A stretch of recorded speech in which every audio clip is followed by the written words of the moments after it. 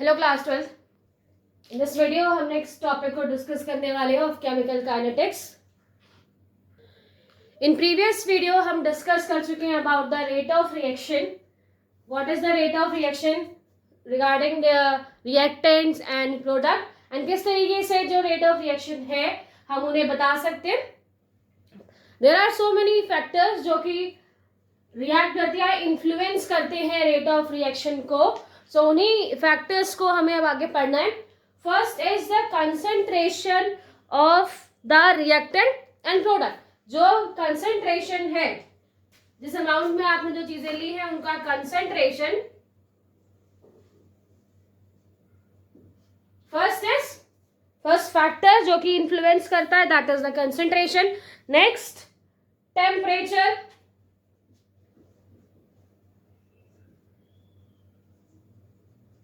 Temperature and catalyst. ये three आपको यहां पर, नेक्स्ट क्या है, कैटलिस्ट। ये थ्री फैक्टर्स हैं जो यहां पर आपको पढ़ने हैं, जो कि बेसिकली इंपैक्ट डालते हैं, इन्फ्लुएंस करते हैं किसी भी रिएक्शन के रेट को। फर्स्ट क्या है, कंसंट्रेशन। अगर कंसंट्रेशन ज्यादा है या कम है, उसमें हम चेंज कर रहे हैं या किस रिगार्डिंग कंसंट्रेशन चेंज हो रहा है, वो भी इन्फ्लुएंस करता है रिएक्शन को। टेम्परेचर, और ऑफ कोर्स टेम्परेचर ज्यादा कर देंगे, टेम्परेचर कम हो जाएगा बहुत ज्यादा, तो वो भी इंपैक्ट डालता है on the reaction. And also the catalyst. बहुत सारे कैटलिस्ट है जो कि रिएक्शन को तेज कर सकते हैं, बहुत स्पीड कर सकते हैं, उनको चेंज कर सकते हैं, उनकी जो स्पीड है। सो ये थ्री फैक्टर्स है जो इन्फ्लुएंस करते हैं रेट ऑफ रिएक्शन। फर्स्ट आज हम यहाँ पे पढ़ने वाले हैं अबाउट द कंसंट्रेशन,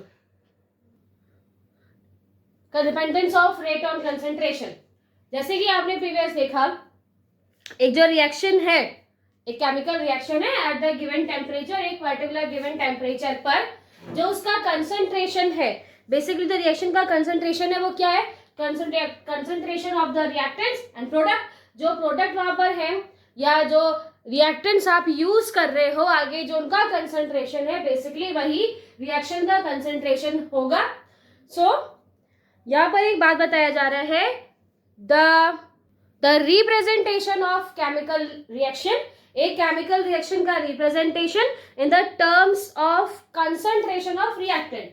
अगर आप एक कोई केमिकल रिएक्शन लिख रहे हो, बता रहे हो, उसके केमिकल रिएक्शन का जो कंसंट्रेशन है वो किसके द्वारा बता रहे हो, by the concentration of reactants. हम रिएक्टेंट के कंसंट्रेशन को क्यों मेजर कर रहे हैं, क्योंकि जैसे प्रीवियस आपने देखा था कि जब रिएक्शन स्टार्ट होती है या रिएक्शन जब परफॉर्म हो रही होती है, तो स्टार्टिंग रिएक्टेंट्स ही हमारे पास होता है ना। 100% पहले यही था हमारे पास, ये तो था ही नहीं स्टार्टिंग में। जब स्टार्टिंग में प्रोडक्ट है ही नहीं, तो हम प्रोडक्ट से कैसे उसका कंसंट्रेशन पता करें, हमें तो रिएक्शन पता करनी है ना। रिएक्शन कैसे स्टार्ट हुई, और रिएक्शन जब स्टार्ट हो रही है, that at that time what the concentration. So वो हम रिएक्टेंट के कंसंट्रेशन से इजीली पता कर सकते हैं। एंड बेसिकली जो प्रोडक्ट का कंसंट्रेशन है वो वही कंसंट्रेशन है जो रिएक्टेंट का है, जो कि धीरे धीरे धीरे कम होता जा रहा है। आपने देखा था कि धीरे धीरे इसकी वैल्यू कम होती जाएगी, एंड वही प्रोडक्ट की वैल्यू क्या होगी, धीरे धीरे से आपको इस तरीके से इंक्रीज होते हुए दिखाई देगी। तो बेसिकली जो वैल्यू इंक्रीज हो रही है वो क्या है, वो कंसंट्रेशन है किसका, रिएक्टेंट का। ठीक है। सो यहाँ पर ये बताया जा रहा है कि एक रिएक्शन का, एक पर्टिकुलर केमिकल रिएक्शन को हम रिप्रेजेंट करते हैं, उस केमिकल रिएक्शन के रेट को हम रिप्रेजेंट कर रहे हैं in the terms of concentration of reactant, in the terms of concentration of reactant. So that's called the rate law. मतलब एक केमिकल रिएक्शन है, उस केमिकल रिएक्शन का हम रेट पता कर रहे हैं, वो भी किसके regarding, concentration of reactant. It's called the rate law. और क्यों हम कंसंट्रेशन रिएक्टेंट का ही क्यों ले रहे हैं, बिकॉज रिएक्टेंट ही है जो आगे जाकर चेंज होगा, और इनिशियल स्टार्टिंग जब आप केमिकल रिएक्शन से करवा रहे थे तो रिएक्टेंट से ही हो रही है। सो इसलिए उसका जो कंसंट्रेशन है वो रिएक्टेंट के साथ ही हम लेंगे, और रिएक्टेंट ही आगे जाकर प्रोडक्ट को फॉर्म करेगा। और बेसिकली आपको कंजर्वेशन ऑफ मास पता ही है, सेम ही रहने वाला है यहाँ पर। ठीक है। सो इस वजह से हम एक ही में फोकस करेंगे, एक ही कंसंट्रेशन पे, वो क्या है, reactant. Rate law, rate law क्या कहता है, जैसे कि आपने प्रीवियस देखा भी, जब हम पर्टिकुलर एक रिएक्टेंट की या पर्टिकुलर प्रोडक्ट का कंसंट्रेशन निकाल रहे थे, तो आपने देखा था कि जो रिएक्टेंट्स हैं वो धीरे धीरे रिएक्टेंट धीरे धीरे डिक्रीज होते जा रहे थे और प्रोडक्ट उसी के रिगार्डिंग इंक्रीज होते जा रहे थे। और इसी बेसिस पे हमने किसको यहाँ पर काउंट करना है, हमें काउंट करना है कंसंट्रेशन ऑफ रिएक्टेंट। तो अब हम एक रिएक्शन ले लेते हैं, एक जनरल रिएक्शन हम यहाँ पर ले रहे हैं, A प्लस B, वो आफ्टर द रिएक्शन क्या बनता है, C, या एक ही बना सकते हो आप, दो बना सकते हो, no problem with this. And जो यहाँ पर कुछ मोल्स होंगे, कुछ उनका कंसंट्रेशन है, तो उसको बेसिकली हम दिखा रहे हैं स्मॉल a, सॉरी ये कैपिटल है, ठीक है, ये कैपिटल B है, small b, small c and small d। ये जो मैंने यहाँ पे स्मॉल लेटर्स में लिखा हुआ है दैट इज द स्टियोमेट्रिक कोएफिशिएंट, ठीक है, ये जो आपको यहाँ पर A B C D दिखाई दे रहा है दैट इज द स्टियोमेट्रिक कोएफिशिएंट, जो कि बेसिकली कंसंट्रेशन के टर्म को यहाँ पर दिखाते हैं कि वो कितना कंसंट्रेटेड है, वैल्यू जो आपको निकालनी है। अब अगर इस रिएक्शन के लिए हम यहाँ पर रेट लॉ लिखें, ठीक है, रेट लॉ अगर हम इस जो रेट है इस रिएक्शन को, उसको अगर मैं रिप्रेजेंट करना चाहे तो कुछ इस तरीके से रिप्रेजेंट करेंगे, रेट जो इस रिएक्शन की रेट है that is directly proportional to active mass of A power x, active mass of B power y। Now what is x और y, हमें आते ये तो पता चल गया, रेट तो हमें पता है, रेट इसको कैपिटल आर कर देते हैं। रेट क्या है, रेट हम यहाँ पे पता कर रहे हैं कि जो रेट है वो इस रिएक्शन का जो भी रेट है वो इसके रिएक्टेंट्स के जो कंपोनेंट है, जो भी उन्होंने रिएक्टेंट्स यूज किए हैं, एक से ज्यादा या और जितने भी अगर उन्होंने रिएक्टेंट यूज किए होते, सारे आपको रिएक्टेंट वहां पे रखने होते हैं और रिएक्टेंट का जो कंसंट्रेशन टर्म है उनके प्रोपोर्शनल होता है। रिएक्शन में मैंने अभी आपको बोला था कि A या B है जो यहाँ पे यूज किया गया दैट इज द स्टियोमेट्रिक कोएफिशिएंट है, तो हमने यहाँ पर XY यूज क्यों किया है, एक्चुअली में जो XY है वो ये बताते हैं, X एंड Y ये बताते हैं कि जो यहाँ पर पावर आएगा, जो भी आपने रिएक्टेंट्स यूज किया है, रिएक्टेंट का जो कंसंट्रेशन है उसके कंसंट्रेशन की जो पावर हम यहाँ पर यूज करते हैं वो इस कोएफिशिएंट के इक्वल हो भी सकती है या फिर इसके इक्वल नहीं भी हो सकती है। अगेन y के लिए भी सेम वही है, यहाँ पर ये b की वैल्यू जो कि इसका कोएफिशिएंट है, इस कोएफिशिएंट के भी इक्वल हो सकता है या फिर नहीं भी हो सकता है। ऐसा क्यों, बिकॉज जो आप रेट निकालते हो, आप किसी भी रिएक्शन का जब आप रेट निकाल रहे हो तो हम उसे निकालते हैं बाय एक्सपेरिमेंट। हम क्या करते हैं, एक्सपेरिमेंट करते हैं, एक एक्सपेरिमेंट के बाद हम उसकी वैल्यू निकालते हैं। ये कोई थ्योरेटिकल एस्पेक्ट नहीं है, अगर आप रेट वहां निकाल रहे हो आपका, तो यहाँ पर ये इसका थ्योरेटिकल एस्पेक्ट नहीं बताता। बेसिकली एक जो रिएक्शन हुई है हम उसको जब परफॉर्म करवाते हैं, एक्सपेरिमेंट करते हैं, तो एक्सपेरिमेंट में जो हमें वैल्यूज मिलती है एक्सपेरिमेंट के दौरान उसमें उसके कंसंट्रेशन में जिस रिगार्डिंग चेंज होता है उसको हम रिप्रेजेंट करते हैं बाय द पावर, ठीक है, उसको हम और ये यहाँ पर कंसंट्रेशन यहाँ पे XY हमने यूज किया हुआ है, ये इसके कोएफिशिएंट के इक्वल कभी कभी होता भी है। बहुत सारी ऐसी आप रिएक्शन देखेंगे जो एग्जैक्ट जो एक बैलेंस रिएक्शन, आप एक केमिकल रिएक्शन लिखते हो उसे बैलेंस करते हो, तो जो बैलेंस करने पे आपको वहां पर कोएफिशिएंट मिलेंगे वो कभी कभी वो वही कोएफिशिएंट आपको आफ्टर द एक्सपेरिमेंट भी मिलेगा। बट बहुत सारी ऐसी भी रिएक्शंस है जिसमें ये कोएफिशिएंट इक्वल नहीं होता, इसीलिए यहाँ पर कुछ अदर साइंस का यूज किया गया है x एंड y, जो कि ये बताता है कि जो कोएफिशिएंट है यहाँ पर जो x एंड पावर, जो यहाँ पे x and y power use किए गए हैं वो इस कोएफिशिएंट के इक्वल होते भी हैं और नहीं भी होते, इसलिए इन्होंने यहाँ पे x एंड y को यूज किया। अब हम इस डायरेक्टली प्रोपोर्शनल के साइन को अगर हम यहाँ पे हटाएं तो हम यहाँ पर एक कांस्टेंट का यूज करेंगे, is equal to k active mass of A power x active mass of B in power y। ये जो k हमने यहाँ पे यूज किया है actually k is a rate constant. ये k क्या है, यहाँ पर k है रेट कांस्टेंट। ठीक है, रेट कांस्टेंट आपको मिल गया एंड साथ ही साथ ये आपको पता चल गया कि जो रिएक्शन का रेट है वो डिपेंड करेगा on the concentration of the reactants with respect to their power. जो उनकी पावर हमने यहाँ पर यूज किया है with respect to their power. So according to the rate law is the explanation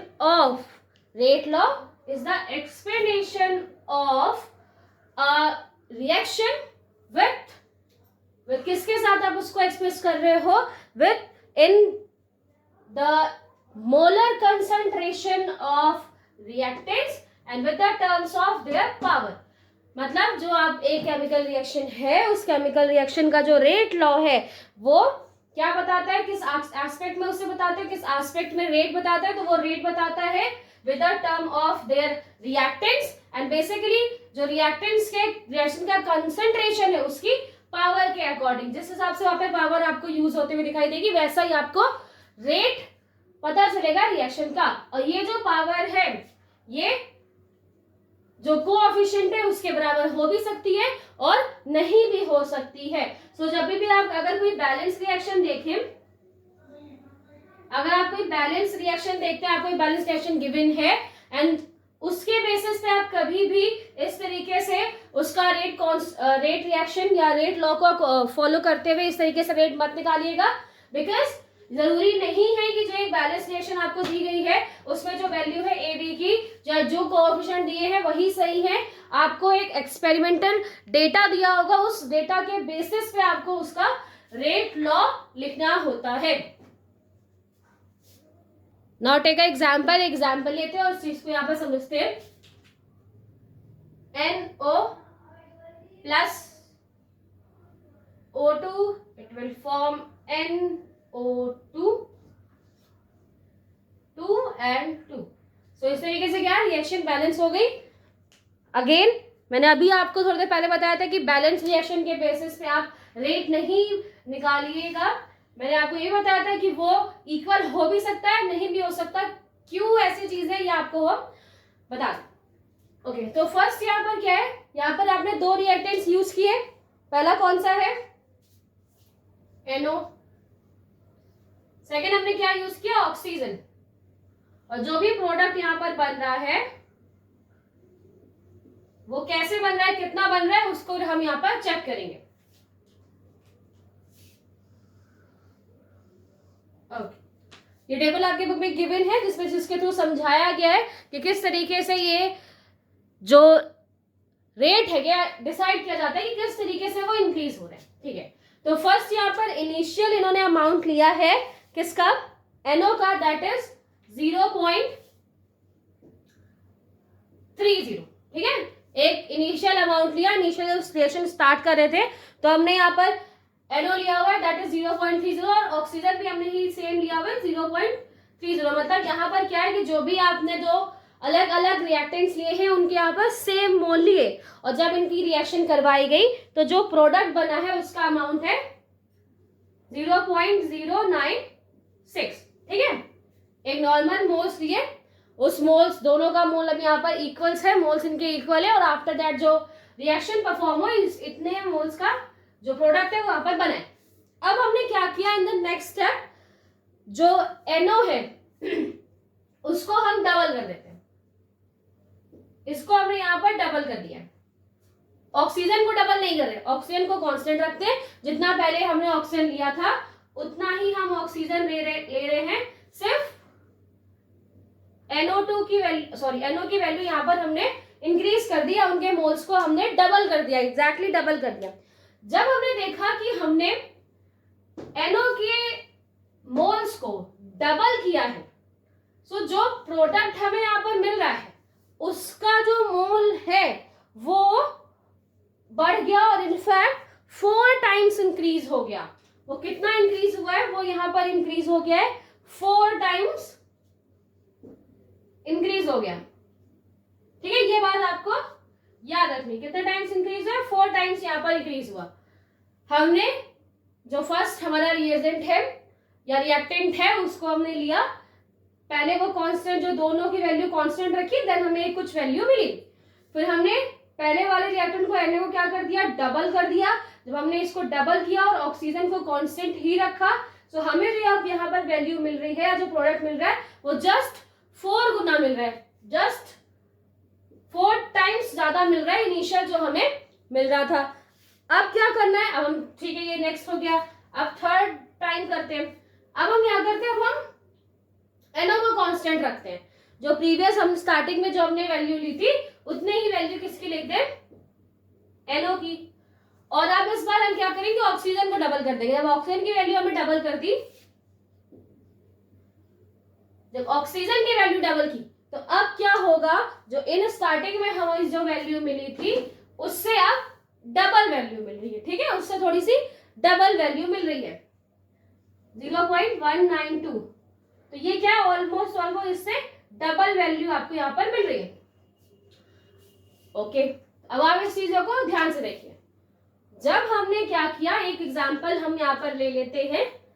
जब हमने पहले तो यहाँ पर NO के साथ पढ़ते हैं इसे N, फॉर एग्जांपल हम लेते हैं N के 1 मोल हमने लिए, पहले हमने N के 1 मोल लिए हुए थे और उसके साथ साथ हमने ऑक्सीजन का भी 1 मोल लिया था, तो एक आपको ऑलमोस्ट प्रोडक्ट मिला। हमने जब इनको डबल किया तो जो प्रोडक्ट है वो 4 टाइम्स हो गया और ज्यादा बन गया, जितना पहले बना हुआ था उसका 4 टाइम इंक्रीज हो गया। और जब हमने इसको कांस्टेंट रखा, यानी NO को कांस्टेंट रखा, ऑक्सीजन को जो हमने डबल किया, तो जो हमें प्रोडक्ट मिला वो 2 टाइम्स ज्यादा मिला फ्रॉम द इनिशियल प्रोडक्ट। जो आपको इनिशियल में अमाउंट मिला है उससे हम यहाँ पर देख रहे हैं कि पहले जब आपने दोनों को इक्वल लिया हुआ था तब उससे कितना ज्यादा कितना कम, जब हमने एक टाइम उनको डबल किया। ओके, सो ये टेबल हमने यहाँ पर देख लिया और इसको हमने समझ भी लिया कि ये क्या बताना चाह रहे थे। ये एक रिएक्शन, और इस रिएक्शन में किस तरीके से पहले हमने मोल्स को यूज किया और फिर वो एक प्रोडक्ट आपको मिलता है। आफ्टर दैट हमने एक रिएजेंट को, एक रिएक्टेंट को कांस्टेंट रखा, दूसरे को इंक्रीज किया और किस रिगार्डिंग आपको वहां पर वैल्यूज मिली।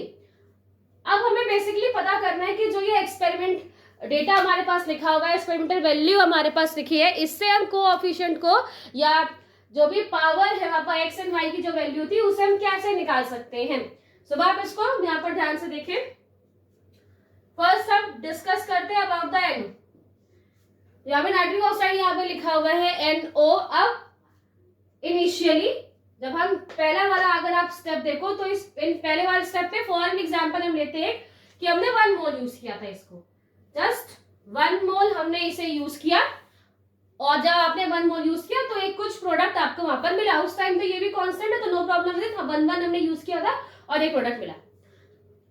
जब हमने NO का कंसंट्रेशन डबल कर दिया, कितना किया, डबल, हमने NO का कंसंट्रेशन यहाँ पर डबल किया, तो जो आपको प्रोडक्ट मिल रहा है, जो आपको प्रोडक्ट मिल रहा है, देखो आपको यहाँ पर ये बात क्लियर है कि जो ये इंक्रीजमेंट यहाँ पर हुआ है वो किसकी वजह से हुआ है, NO की वजह से। क्यों, क्योंकि NO को हमने बढ़ाया, उसका कंसंट्रेशन बढ़ाया, O का तो कंसंट्रेशन बिल्कुल भी टच नहीं किया, वो जैसा है वैसे ही है। तो ओवरऑल जो भी चेंज हुआ है इन प्रोडक्ट में वो किसकी वजह से आया, NO की वजह से आया। और कितना चेंज आया, 4 गुना रिएक्शन चेंज हो गई, या जो प्रोडक्ट आपको इन स्टार्टिंग में मिल रहा था उससे 4 गुना ज्यादा, 4 टाइम्स ज्यादा वैल्यू आपको यहाँ पर मिल रही है। तो अब आप खुद सोचो कि अगर हमने 2 मोल्स यहाँ पर यूज किए थे तो ऐसी कौन सी वैल्यू है जिसके साथ आप इसे मल्टीप्लाई करो तो आपको ये वैल्यू या 4 मिलेगा। ऑफ कोर्स हम सबको पता है 2 2 4 है ना। अगर मैं आपको कुछ इस तरीके से लिखूं, दैट मीन्स अगर हमने NO के 2 मोल्स लिए, जो कि पहले जितने भी आपने मोल लिए थे उसका डबल हमने किया, तो जो आपको यहाँ पर वैल्यू मिल रही है वो 4 टाइम्स ज्यादा मिल रही है। दैट मीन्स जब हमने वहां पर NO के कंसेंट्रेशन को डबल किया तो उसका जो पावर है वो वहां पर क्या है, 2 है, और 2 पावर होने की वजह से ही जो रिएक्शन है वो 4 टाइम्स इंक्रीज हो गई। ठीक है, अब आपको यहाँ पर जो पावर यूज करनी है वो आप 1, यहाँ पर आप 1 लिखो, ठीक है, या फिर फिलहाल यहाँ पर जो पावर है क्या है, 2 है। अब आप आई थिंक और तो कोई वैल्यू है नहीं, अगर आप यहाँ पे 1 लिख के देखो, चलो अब तो तब तो आपको 2 मिलेगा ना। अगर आप यहाँ पर 3 लिख के देखिए तब कुछ और वैल्यू मिलेगी। सिर्फ और सिर्फ ये 2 ही ऐसा एक पॉइंट है जब आप इसको रखोगे तब आपको जो ये प्रोडक्ट है वो 4 टाइम्स ज्यादा हमें मिल रहा है। इसलिए जो यहाँ पर NO का कंसेंट्रेशन है उसमें जो पावर आप यूज करोगे, x की वैल्यू यूज करोगे, वो क्या होगी 2। अगर हम ऑक्सीजन के रिगार्डिंग ये चीजें देखें, ऑक्सीजन इनिशियली आपने कितना यूज किया, ये बस मैं आपको समझाने के लिए कर रही हूँ। इनिशियली आपने उसके कितने मोल यूज किए थे, 1 मोल यूज किए, 1 मोल यूज किया था, दोनों का कोई ज्यादा नहीं है कोई कम नहीं है। सो ऑलमोस्ट इतनी चीजें आपको, एक प्रोडक्ट आपको यहाँ पर मिला। फिर क्या हुआ, फिर हमने इसको डबल किया। अब आप थर्ड रिएक्शन, थर्ड इक्वेशन देखो तो हमने इसको डबल किया। जब आपने इसे डबल किया तो जो प्रोडक्ट है वो कैसा मिला, डबल। ठीक है, हमने फॉर एन एग्जाम्पल बस एक समझाने के लिए बता दी कि अगर इनिशियल उसका 1 मोल था, फिर आपने उसके मोल को ट्वाइस कर दिया, डबल कर दिया, और मोल डबल होने से जो प्रोडक्ट की वैल्यू मिली वो भी आपको डबल ही मिली। ठीक है, डबल ही मिली। तब ये कैसे हो सकता है, फिर दैट मीन्स जो यहाँ पर पावर है या जो रेट इन सेंस हम कह सकते हैं, जो एक्सपोनेंट वहां पर लिखे हुए हैं, कोएफिशिएंट यहाँ पे लिखे हुए, वो 1 है। क्यों, क्योंकि 2 में हम 1 से ही मल्टीप्लाई करेंगे देन वो 2 आएगा, और कोई वैल्यू नहीं जिससे आप मल्टीप्लाई करके उसको 2 ले आइए। सिर्फ यही एक ऐसा कोएफिशिएंट यहाँ पर है, या फिर एक रेट ये डिसाइड करता है कि कितनी ज्यादा स्पीड से वो बढ़ रहा है। तो यहां से बता सकते हैं कि जो इसका कोएफिशिएंट है वो क्या है, 1। बिकॉज जब हमने रिएक्शन करके देखी तो जब हमने डबल अमाउंट यूज किया तो वो डबल ही बना। ठीक है, तो इस तरीके से यहाँ पे कह सकते हैं कि जो y की वैल्यू वो क्या हो जाएगी, 1। तो बेसिकली आपको जो डेटा दिया है उसे आपको बहुत अच्छी तरीके से समझना है, एंड ये भी देखना है कि किस तरीके से रिएक्शन में इंक्रीजमेंट हुई है, और उसी के अकॉर्डिंग वहां पर आपको जो वैल्यू है कोएफिशिएंट्स की उन्हें हम यूज करते हैं, एक्स वाई की जो वैल्यू है उसमें हम यूज करते हैं। ठीक है, एक और लास्ट उन्होंने बताया कि अगर हमने क्या किया, यहाँ पर दोनों की वैल्यू इंक्रीज कर दी। स्टार्टिंग में जो भी हमने मोल्स लिए हुए थे, अब हमने लास्ट में दोनों की ही वैल्यू इंक्रीज कर दी, 0.60, इसकी भी वैल्यू 0.60। अब क्या हो रहा है, अब जो यहाँ पर वैल्यू हमें मिली है दैट इज 0.768। अब तो ये तीनों से ही बहुत ज्यादा है, जितना आपको इनिशियल प्रोडक्ट मिला या बाद में जो प्रोडक्ट मिला उससे तो बहुत ज्यादा प्रोडक्ट मिल रहा है। बिकॉज जब हमने इसको डबल किया, जब हमने NO को लास्ट वाली रिएक्शन में देख लेते हैं, अगर हमने NO को क्या किया, डबल किया, तो उस पे जो प्रोडक्ट पे कितना इफेक्ट पड़ा कि वो 4% या 4 टाइम्स ज्यादा हो गई। और फिर हमने ऑक्सीजन के भी अमाउंट को इंक्रीज किया, ऑक्सीजन के अमाउंट को इंक्रीज करने से वो 2% और ज्यादा हो गई। तो यहाँ पर क्या है, दुगनी होगी ना यहाँ पर, तो ये कितनी हो गई, 6 टाइम्स आपको ज्यादा वैल्यू, ऑलमोस्ट 6 टाइम्स ज्यादा वैल्यू। आप पहले इसमें अगर आप 4 का मल्टीप्लाई करोगे तो आपको ये मिलेगा, और इसमें जब आप वापस से 2 का मल्टीप्लीकेशन करोगे तो आपको ये वैल्यू यहाँ पर मिलेगी। तो दैट मीन्स यहाँ पर मल्टीप्लीकेशन हुआ है वो 6 टाइम्स ज्यादा हो गया जब हमने दोनों ही चीजों को क्या कर दिया, एक साथ डबल कर दिया। तो ये आपको जो रिएक्शन पे वैल्यूज मिली है उन्हें देखकर आप पता लगा सकते हैं कि किसका कोएफिशिएंट कितना है, कितना यहाँ पर आपको एक्स एंड वाई की वैल्यू पुट करनी है। अब अगर हम इस रिएक्शन का रेट लिखना चाहें, रेट ऑफ द रिएक्शन, तो अगर हम यहाँ पर रेट लिखेंगे, रेट इज इक्वल टू, कैसे लिखेंगे हम यहाँ पर, पहले हम एक रेट कांस्टेंट यूज करेंगे, वो क्या है, K, then active mass of A, A की जगह यहाँ पे क्या है, NO, और x की पावर अभी आपने देखा था कितने टाइम्स वो ज्यादा हो रहा था, 2 टाइम्स यहाँ पे ज्यादा हो जा रहा है, इसी वजह से जो प्रोडक्ट है वो 4 टाइम्स ज्यादा हो रहा है। And active mass of B, यहाँ पर क्या था, यहाँ पर आपने देखा था कि 2 की पावर जब मैंने 1 रखी तभी आपको वो प्रोडक्ट मिल रहा है, तो यहाँ पर भी हमें क्या रखना है, 1। ठीक है, अगर 1 है तो उसे लिखने की कोई जरूरत नहीं है, आपको पता है, आप मैथ्स पढ़ रहे हो या जो भी चीज आप पढ़ रहे हो, मैथ्स नहीं भी पढ़ रहे हो तो भी आपको मालूम है कि अगर 1 को अगर हम मेंशन नहीं भी करेंगे दैट्स ओके, वो अंडरस्टूड होता है कि यहाँ पर क्या है, 1 है। ओके, सो ये हमने यहाँ पर देखा। अगर आप इसको, जो ये आपको यहाँ पर वैल्यू मिली है, इस वैल्यू को अगर आप इस रिएक्शन के साथ अगर आप मिलाएंगे तो आपको ये सेम मिलेगा। यहाँ पर जैसे मैंने आपको पहले बोला था कि x आपके जो कोएफिशिएंट है वो इसके इक्वल हो भी सकता है और नहीं भी हो सकता है, बट इस रिएक्शन में वो उसके इक्वल है। लेकिन ये आप डायरेक्ट पता मत करिए, आप जो एक्सपेरिमेंट दिया हुआ है, वैल्यूज दी है, उन वैल्यूज को ही काउंट करके आप इनकी जो रेट है वो आप यहाँ पे बता सकते हैं। ऑल्सो जो ये रेट है, अगर उनके बीच में बहुत कम डिफरेंस आपको दिखाई दे रहा है, जो डिफरेंशनल वहां पर बहुत कम है, तो वहां पे आप D minus D R upon D T भी लिख सकते हैं। ये किस टर्म में होगा, जब आपने बहुत कम अमाउंट वहां पर लिया हुआ है, फिर कम टाइम ड्यूरेशन में आप जब उसे काउंट कर रहे हो, तब भी ये क्या होगा, लाइक दिस आपको इसे रिप्रेजेंट कर सकते हैं। सो ये हमने देखा कि किस तरीके से रेट लॉ के बारे में देखा, और एक रिएक्शन जो कि किस तरीके से वहां पर रेट लॉ को बता सकते हैं। एंड ये बात आप याद रखिए, that is the experimentation value है, ये एक्सपेरिमेंट करके आपको ये चीजें समझ में आएंगी, और इन एग्जाम अगर पूछा जाएगा तो वहां पर ये आपको वैल्यूज दी होंगी, आपको पता लगाना है कि वो किस तरीके से वहां पर एक दूसरे के साथ रिलेट कर रहे हैं, एंड देन आपको आप एक कोएफिशिएंट यूज करते हैं।